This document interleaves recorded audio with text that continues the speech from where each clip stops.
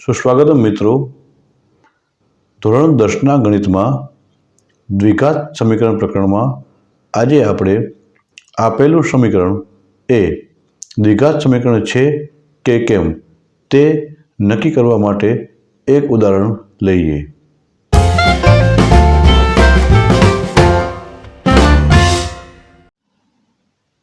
આજનો પ્રશ્ન છે, નીચે આપેલ સમીકરણ એ દ્વિઘાત સમીકરણ છે કે કેમ તે ચકાસો. સમીકરણ આપેલું છે x² + 3x + 1 = x - 2 whole square. આ સમીકરણ એ દ્વિઘાત સમીકરણ છે કે કેમ તે ચકાસવાનું છે. તો ચાલો શરૂ કરીએ. અહીં સમીકરણ આપેલું છે x² + 3x + 1 = x - 2 whole square.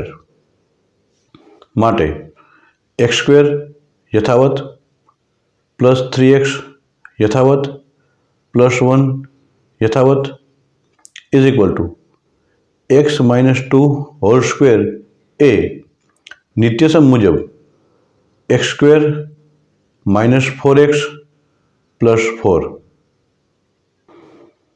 આપણે જોઈ શકીએ છીએ બરાબરની બંને તરફ x² પદ સમાન છે, જે કેન્સલ થશે.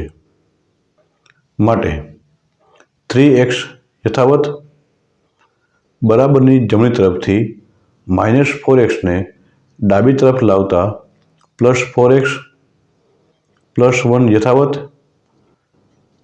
બરાબરની જમણી તરફથી +4 ને ડાબી તરફ લાવતા -4 = 0.